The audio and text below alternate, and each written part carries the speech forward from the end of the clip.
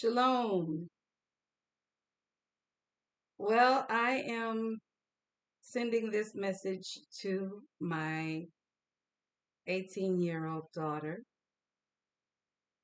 but I'm uploading it to YouTube because maybe somebody else can benefit from what I'm going to share with her.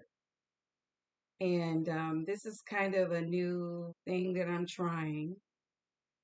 I don't know if it's going to be a series. I think it will be because there's a lot that I want to share about what I've learned in the years of this celibacy journey and even before my celibacy journey, just dealing with men in general. But definitely some of the things that I gleaned from conversations that I've had over the past 14 plus years. And hopefully it will be helpful to you because I wish someone had told me when I was 18 the things that I am sharing with you now. Maybe I would, but the problem is maybe you wouldn't be here. Just hey, let's keep it real. Um, but I don't regret making the mistakes that I've made because I do realize that there's no such thing as coincidence. And the mistakes that you make, they are lessons that you learn from and you grow and you change and you develop and you become better and better and better. And what I've noticed is that women evolve and change quickly. Men, not so much.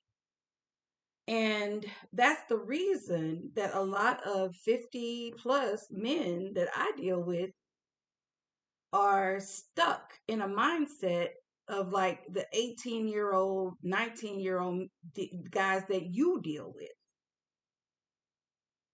Because it's very hard for them to get out of ego. It's not, well, okay, I'm not going to say it's hard.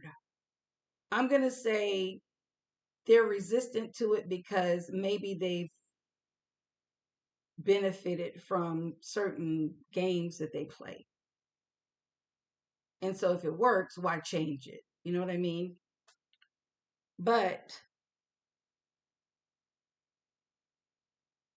let's talk about player energy. That's going to be my first video to you, okay? How to spot player energy.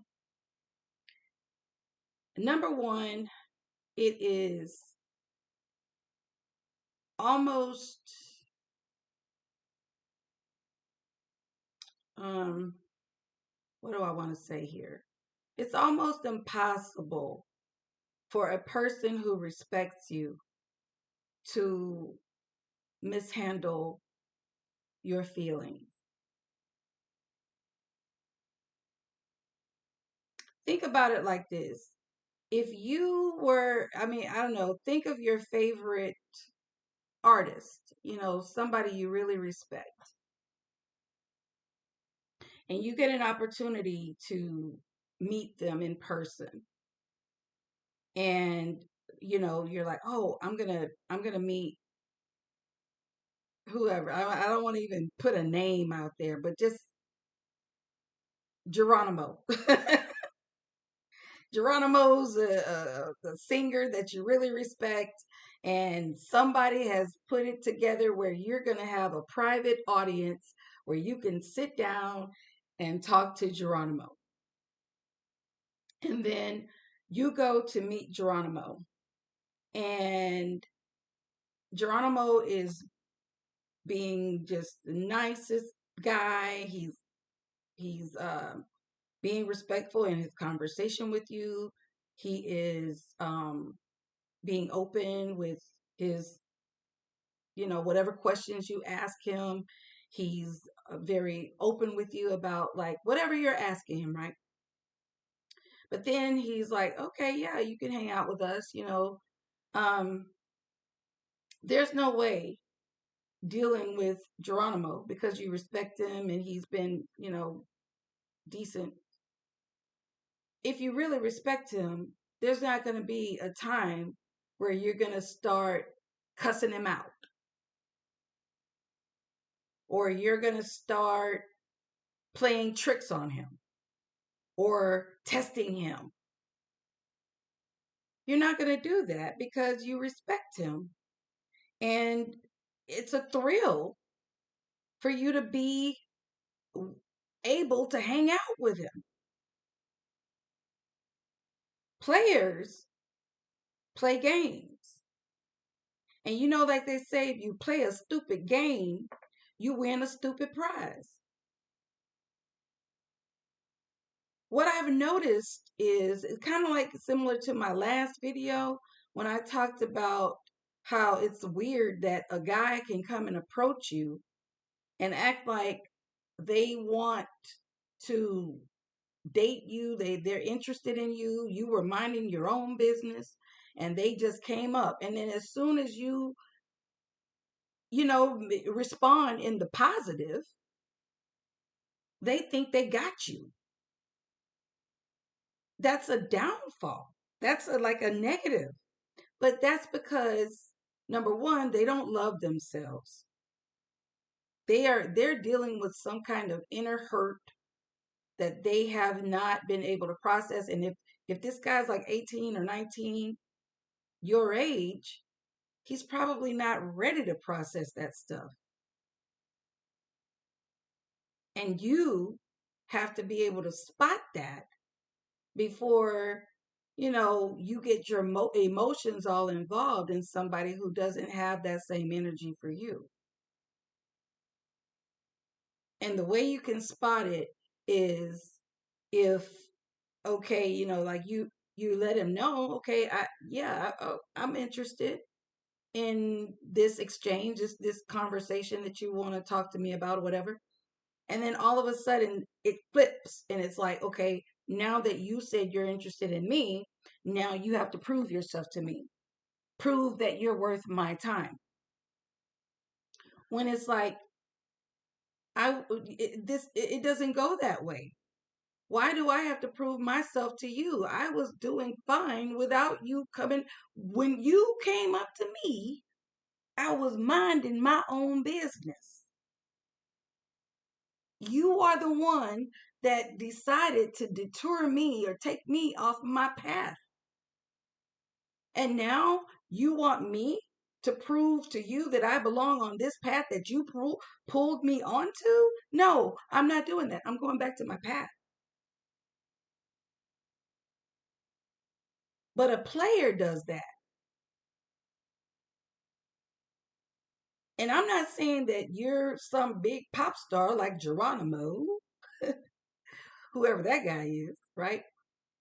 But it is the same idea of somebody that you really respect. You're not going to risk damaging the communication. You're not going to risk it. Now, it would be different if Geronimo was just a complete jerk when you met him, which some celebrities, you know, it's hard when you meet your heroes and they're, you know. But if Geronimo is being respectful to you, why would you be disrespectful to him? If this guy is coming up to you and he's like, hey, you know, I like what I see, you know, blah, blah, blah. And he's like talking to you and you're being respectful and you know, you're allowing him the opportunity to, you know, talk about himself. Tell him, you know, what are you, why are you here? You know, what's your intention with this conversation with me? What do you want? So a person that is respectful and not playing games, they're going to be very straightforward about that. There's not going to be any confusion. There's not going to be any questions, and definitely there's not going to be any crying. There's not going to be any within the first month of meeting this person. All of a sudden, you're in tears in the bathroom somewhere because he said something or did something, and you're, confused about, well, what does that mean? Or do I need to do something? If you're doing all that, that's a narcissist you're dealing with. He's playing a bunch of games. He's not healed. And the sad part is when they're your age, I'm sorry to say, a lot of them are like that. But don't think just because they're older, they're not like that. I'm telling you, they can be 50 plus and still act like that. I'm still dealing with crazy conversations where these men will, they'll do something crazy. I'm not doing I'm just trying to allow them the opportunity that they asked for because they approached me. And then I'm open to it. I'm like, okay, okay, let me know what's going on. Like, what do you want? And it's like, the I told you already about, like, the asking me to stand up when we're on the video call. And it's like, why should I stand up? You want to check my body out, right? So I can see, and it's like, first of all, I got pictures of me everywhere.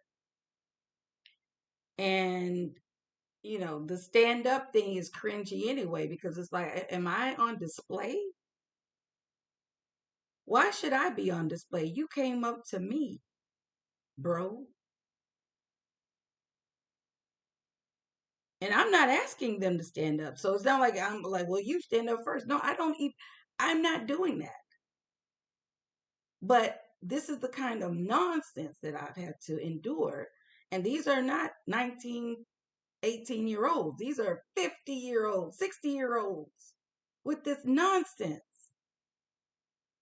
See, if you had an opportunity to meet Geronimo, even on a video call, I'm pretty sure you're not going to ask him, could you stand up, please?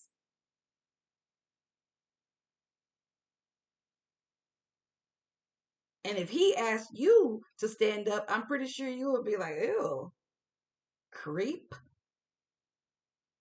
Why am I standing up? When did I become like an item? I'm not in a store. You're not going to inspect me. Crazy. So players play games. And that's how you spot their energy. I want you to think about going to Chuck E. Cheese. Because sometimes, certain things might happen and it's subtle. And you'll be like, okay, I'm going to let that one slide. So that's like when you go to Chuck E. Cheese and you go to a birthday party and somebody hands you that cup and you get a few free tokens where you can play. But of course, if you're going to play more, you got to buy your own tokens, right? So I used to give like 10 tokens, right? Because I always give people the benefit of the doubt. I'm streamlining that now. But now it's like the first time it might be an accident. Maybe there's a misunderstanding the first time. But the second time you playing a game where you think that you're going to test me or you feel like I need to prove myself to you when you came to me, we're not doing that. You're disrespectful and you're trying to conquer somebody. And that's crazy. That's crazy. That's like the Genghis Khan going into an area and asking the people, "Can I conquer you?" And just like Genghis Khan, sometimes they try to do it by force. But I'm sure if he just asked the people, "Can I conquer you?" they're gonna say no. And that's what I'm saying. No, you don't get to come. You're not that charming. You're not that good looking that I'm just going to allow you to come into my space, interrupt my life, interrupt my path, interrupt my day because you were interested in me, and then turn that around and make me feel like I need to prove myself to you. And then you playing games.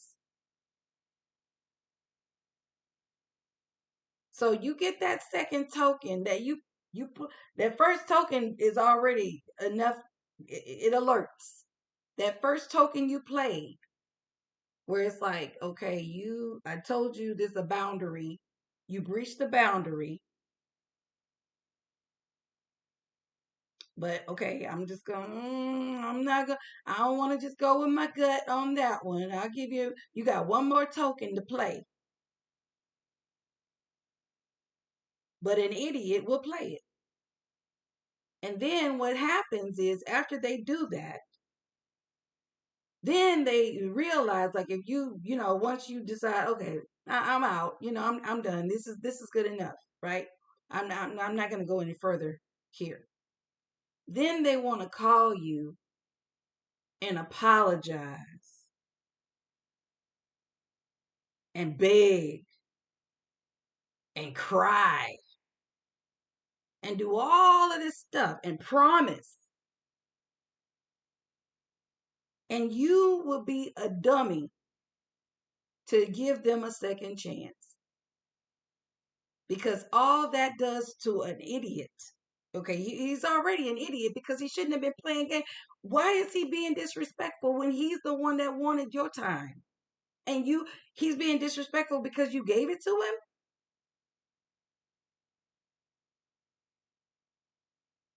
So don't give him any more of your time. But the fact that he's coming back trying to cry and he's going through it, he's going through it because he realized, oh, she was just really kind. She was just very caring. And now he's going through it because other people are not kind. They're not caring for the most part. I mean, there are people in the world, but we, I raised you to be like me in a lot of ways about that. I'm concerned because I had a rough time of it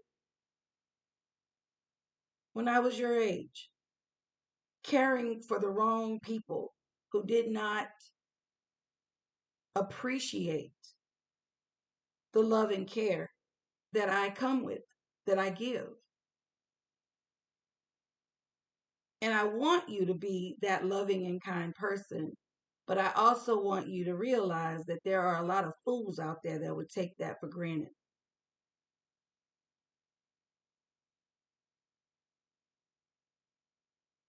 So don't let them get too deep into the game. Just let them slide by that first time. And some people say don't even the first time. Because I always feel like maybe the first time was just like, okay, it was a misunderstanding. It could be. I mean, misunderstandings happen. Now, if that first time is an argument where he's like being like calling you out of your name, okay, we can't go further than the first time on that one, okay. But I'm saying like let's say a misunderstanding, right? Like um you thought he was gonna call at a certain time because he told you he would, and then you've etched out time for that call, and then he doesn't show up, and it's like, well, I'm not gonna sit here and wait. You haven't communicated with me what happened where you're not gonna call or whatever. So, but I'll let it slide. I'll let it slide that first time. But don't think that I forgot that it happened. Because I know how many tokens I'm giving you. And you already played that one. You only got one more left. Forget baseball. There ain't no three strikes you out. It's two.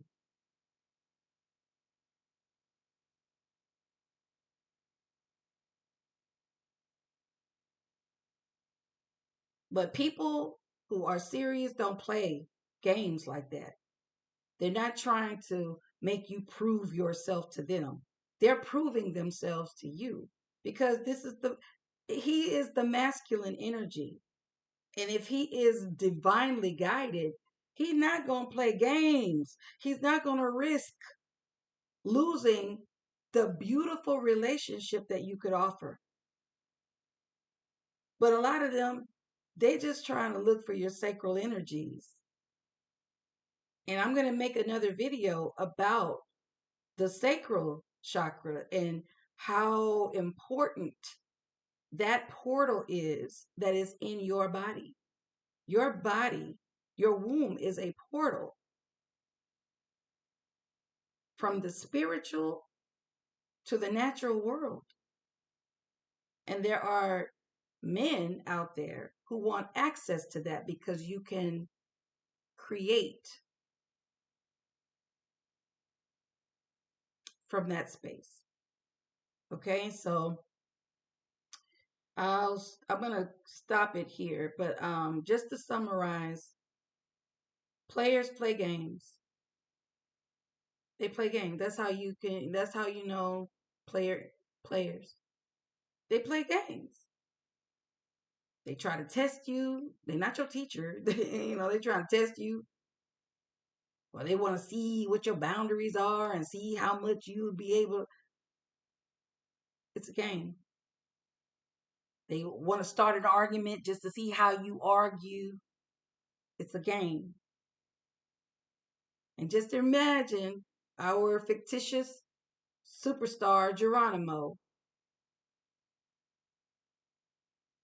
If you wouldn't treat meeting Geronimo like that, and this person is treating you like that in a negative way,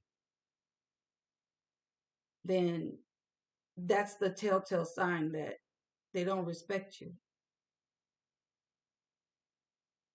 And as hard as it might be, because he might be fine as I don't know what, he never gonna be fine enough to be disrespectful to somebody that he asked for their time. That's so dumb to me. You want my time so that you can waste my time. That's ridiculous. But it's a lot of unhealed people out here, right? And because of your energy and mine, we're healers. And the problem with being a healer is that you got a lot of sick people that are drawn to that energy. So you have to be able to cut that stuff out and tell them, go get well somewhere else. Don't come around me with your sick cat. Anyway, all right, I'm going to let you go. I love you. Bye.